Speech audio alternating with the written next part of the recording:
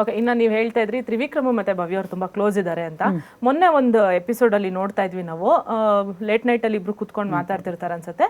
And ಅದನ್ನ ಅಂದ್ರೆ ನಮ್ಗೆ ಕ್ಲಿಯರ್ ಆಗಿ ಅವ್ರು ಏನ್ ಮಾತಾಡಿದ್ದಾರೆ ಅಂತ ಅರ್ಥ ಆಗದೆ ಇದ್ರೂನುವೆ ತ್ರಿವಿಕ್ರಮ್ ಅವ್ರು ಏನಾದ್ರು ಭವ್ಯನ ಇಷ್ಟಪಡ್ತಾ ಇದಾರಾ, ತ್ರಿವಿಕ್ರಮ್ ಏನಾದ್ರು ಭವ್ಯನಿಗೆ ಪ್ರಪೋಸ್ ಮಾಡಿದಾರಾ ಮನೆಯಲ್ಲಿ ಅನ್ನೋದೊಂದು ಡೌಟ್ ಬರ್ತಾ ಇದೆ ಆ ವಿಡಿಯೋಸ್ ನೋಡುವಾಗ. ನೀವು ತುಂಬಾ ಹತ್ರ ಇರೋದ್ರಿಂದ ನಿಮ್ಗೆ ಬಹುಶಃ ಅದು ಟೆಲಿಕಾಸ್ಟ್ ಆಗಿ ಸ್ಪೆಷಲಿ ಜನಗಳೆಲ್ಲ ಅದನ್ನ ಮೆನ್ಷನ್ ಮಾಡ್ತಾ ಇದಾರೆ. ಅಂದ್ರೆ ಅವ್ರಿಬ್ರು ಮಧ್ಯೆ ಏನೋ ಲವ್ ಇರ್ಬೇಕು, ಏನೋ ಇಷ್ಟಪಡ್ತಾ ಇದಾರೆ. ಸೋಷಿಯಲ್ ಮೀಡಿಯಾದಲ್ಲೆಲ್ಲ ಇದ್ರ ಬಗ್ಗೆ ತುಂಬಾ ಚರ್ಚೆ ಆಗ್ತಾ ಇದೆ. ಇದ್ರ ಬಗ್ಗೆ ನಾನು ಮಾತಾಡೋದು ಎಷ್ಟು ಸರಿ ಎಷ್ಟು ತಪ್ಪು ಗೊತ್ತಿಲ್ಲ, ಯಾಕಂದ್ರೆ ಅದು ಹೊರಗೆ ಅವ್ರ ಬದುಕಿನ ಪ್ರಶ್ನೆ ಆಗುತ್ತೆ. ಇದು ಟೆಲಿಕಾಸ್ಟ್ ಆಗಿರ್ಲಿಕ್ಕಿಲ್ಲ. ಭವ್ಯ ಹತ್ರ ತ್ರಿವಿಕ್ರಮಣ ಏನು ಮಾತಾಡಿ ಮುಗಿಸ್ಕೊಂಡು ಬಂದ್ಮೇಲೆ ಇಡೀ ರಾತ್ರಿ ನಾನು ತ್ರಿವಿಕ್ರಮಣ ಕೂತ್ಕೊಂಡು ಮಾತಾಡಿದೀವಿ. ನನಗೆ ನಾವು ಕೂತ್ ಮಾತಾಡೋಕೆ ಶುರು ಮಾಡಿದ್ರೆ ಇಡೀ ರಾತ್ರಿ ಮಾತಾಡ್ತೀವಿ. ಸೊ ಅವಾಗ ಅದನ್ನ ಹೇಳಿದ್ರು, ಅಕ್ಕ ನಾನು ಇಷ್ಟು ದಿನದ ನಂತರ ಭವ್ಯಾಗಿ ಹೇಳಿದ್ದೀನಿ, ಆಟಕ್ಕೆ ಅಡ್ಡ ಆಗಬಾರ್ದು ಅನ್ನೋ ಕಾರಣಕ್ಕೆ ಅಕ್ಕ, ಆಟಕ್ಕೆ ಅಡ್ಡ ಆಗಬಾರ್ದು, ಆಗೋದಿಲ್ಲ ಅಕ್ಕ, ಮನೆಯಿಂದ ಆಚೆ ಹೋದ್ಮೇಲೂ ನಾನು ಒಂದು ವಾರ ಸಮಯ ಕೊಡ್ತೀನಿ, ಅಲ್ಲಿಂದ ಆಚೆಗೆ ಏನಾಗುತ್ತೆ ಗೊತ್ತಿಲ್ಲ. ಅಂದ್ರೆ ಅವ್ರಿಬ್ರು ಮುಂಚೆನೂ ಪರಿಚಯ ಇದ್ದಿದ್ದು, ಅದನ್ನ ಮನೆಯಲ್ಲೂ ಅವ್ರು ಮಾತಾಡಿದ್ದಾರೆ. ಅಂದ್ರೆ ಈ ಪ್ರೀತಿ ಅವರಿಗೆ ಬಿಗ್ ಬಾಸ್ ಮನೆಯಲ್ಲಿ ಆಗಿದ್ದಂತ ಅಥವಾ ಮುಂಚೆನೆ ಆ ಕ್ರಶ್ ಅನ್ನೋದು ಏನಾರು ಇರುತ್ತಲ್ಲ ಆ ತರ ನಾನು ಅದನ್ನ ಕೇಳಿದ್ದೇನೆ. ಒಂದಷ್ಟು ಬೇರೆ ಬೇರೆ ಚರ್ಚೆಗಳಾಗಿದೆ, ಅದು ವೈಯಕ್ತಿಕ ಬದುಕಿನ ಚರ್ಚೆಗಳಾಗಿರೋ ಕಾರಣಕ್ಕೆ ನಾನು ಅದನ್ನ ನನಗದರ ಉತ್ತರದಾಯಿತ್ವ ಇಲ್ಲ ನಾನು ಅದ್ರ ಬಗ್ಗೆ ಮಾತಾಡೋದಕ್ಕೆ. ಆದ್ರೆ ತ್ರಿವಿಕ್ರಮಣ್ಣಂಗೆ ನಾನು ತುಂಬಾ ಈ ವಿಚಾರದ ಪ್ರಶ್ನೆ ಕೇಳಿದ್ದೇನೆ, ಇದು ಅವಶ್ಯಕತೆ ಇದೆಯಾ, ಈ ಭಾವನಾತ್ಮಕವಾಗಿ ಗಟ್ಟಿಯಾಗಬೇಕಾಗಿರೋ ಕೊನೆಯ ಹಂತದಲ್ಲಿ ನಿಮ್ಗೆ ಅವಶ್ಯಕತೆ ಇದೆಯಾ ಅಂತ. ಆಗ ಅವ್ರೊಂದು ಮಾತು ಹೇಳಿದ್ರು, ಯಾಕಂದ್ರೆ ನಾನು ಇದನ್ನ ಈಗ ಹೇಳ್ಕೊಳ್ಳದೆ ಹೋದ್ರೆ ನಾನೆಲ್ಲೋ ಆಟಕ್ಕೋಸ್ಕರ ಒಬ್ಬರನ್ನ ಬಳಸ್ಕೊಂಡೆ ಅಂತ ಆಗ್ಬಿಡ್ಬಹುದು. ಸೊ ನಾನು ಹೇಳ್ಕೊಂಡಿದ್ದೀನಿ. ಇನ್ನು ಉಳಿದಿರೋದು ಅವ್ರವ್ರ ಇಚ್ಛೆಗೆ ಬಿಟ್ಟಿದ್ದು. ಮತ್ತು ತ್ರಿವಿಕ್ರಮಣ್ಣ ಹೇಗೆ ಅಂತ ಕೇಳಿದ್ರು, ಒಂದು ಕಲ್ಬಂಡ ಇದ್ದ ಹಾಗೆ, ಯಾವುದನ್ನು ಯಾರಿಂದಲೂ ನಿರೀಕ್ಷೆ ಮಾಡಲ್ಲ. ಅವ್ರು ಅದನ್ನೇ ನನ್ನ ಹತ್ರ, ಅಣ್ಣ ನೀವು ಹೆಂಗೆ ಇದನ್ನ ಹೇಳ್ಕೊಂಡ್ರಿ ಈ ಮೂಮೆಂಟ್ನಲ್ಲಿ, ಆ ಕಡೆಯಿಂದ ರೆಸ್ಪಾನ್ಸ್ ಹೆಂಗಿದೆ ಅಂತ ನಿಮ್ಗೆ ಗೊತ್ತಿಲ್ಲದೇನೆ ಹೇಗಿದ್ದನ್ನು ಈ ಮೂಮೆಂಟ್ನಲ್ಲಿ ಹೇಳ್ಕೊಂಡ್ರಲ್ಲ ಅಂದಾಗ, ಅಕ್ಕ ನಾನು ಯಾವುದನ್ನು ನಿರೀಕ್ಷೆ ಮಾಡಲ್ಲ, ನಿನ್ನಿಂದಲೂ ನಿರೀಕ್ಷೆ ಮಾಡಲ್ಲ.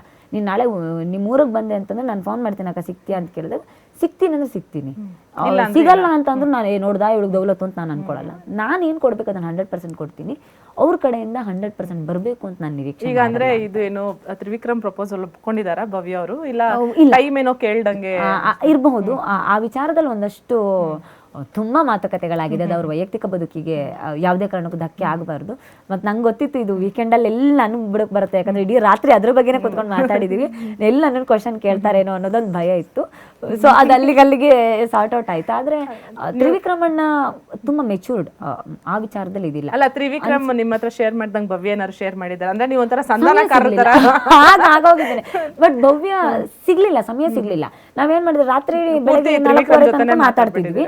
ಬೆಳಗ್ಗೆ ಟೈಮ್ ಎಷ್ಟಾಗಿದೆ ಗೊತ್ತಿಲ್ಲ, ನಮಗಲ್ಲಿ ನವಿಲೆಲ್ಲ ಕೂಗೋ ಸೌಂಡ್ ಕೇಳೋ 4:15 ಇದಾಗಿರ್ಬೋದು ಅಂತ ಬೆಳಗಿನ ಜಾವ ತನಕ ಮಾತಾಡಿದ್ದೀವಿ. ಆಮೇಲೆ ಹೋಗಿ ರೆಡಿಯಾಗಿ ಬಂದ್ವಿ, ಆಮೇಲೆ ಎಪಿಸೋಡ್ಸ್ಗಳು ಪ್ರಾರಂಭ ಆಯ್ತು. ಹಾಗಾಗಿ ನಂಗೆ ಎಲ್ಲೂ ಮಾತಾಡಕ್ ಸಮಯ ಸಿಗ್ಲಿಲ್ಲ.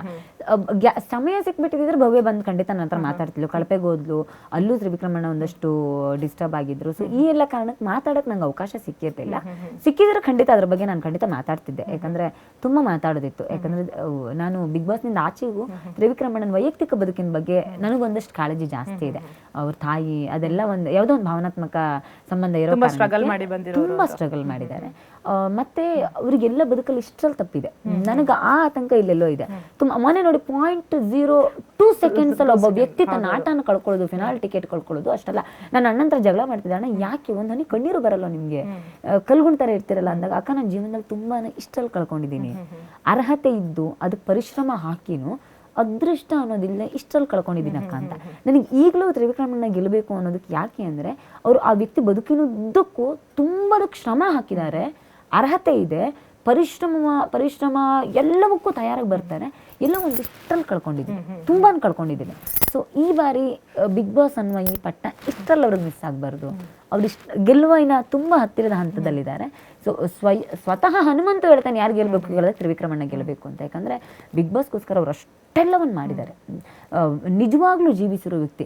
ಬಂದ್ರೆ ಬಂತು, ಹೋದ್ರೋಯ್ತು, ಇಲ್ವೇ ಇಲ್ಲ. ಹನುಮಂತ ಅಂತಾರೆ ನೀವು ಕುತ್ಕೊಂಡು ಮಾತಾಡಿದ್ರೆ, ನಾನೇನು ಗೆಲ್ಲಬೇಕು ಅಂತ ಆಡಲ್ರಿ, ಬಂದ್ರೆ ಬಂತು ಹೋದ್ರೋಯ್ತು ಅನ್ನೋ ಥರನೇ ಆಡ್ತೀನಿ ಅಂತ. ಟಿಕೆಟ್ ಫಿನಾಲೆ ಇದ್ದಾಗಲೂ ಹನುಮಂತ ನನ್ನ ಹತ್ರ ಮತ್ತು ಧನರಾಜಣ್ಣ ಹತ್ರ ಕುತ್ಕೊಂಡು ಮಾತಾಡೋ, ಅದು ಮೋಸ್ಟ್ಲಿ ಹನುಮಂತದ್ದು ಸ್ಟ್ರಾಟಜಿ ಇರ್ಬೋದಾ ಅಂತ ಹಂಗೇಳಿ ಮಾಡೋದು. ಇಲ್ಲ ಅನ್ಸಲ್ಲ ನನಗೆ. ಹನುಮಂತ ಆ ವಿಚಾರದಲ್ಲಿ ತುಂಬಾ ಪ್ರಾಮಾಣಿಕವಾಗಿ ಮಾತಾಡ್ತಾನೆ.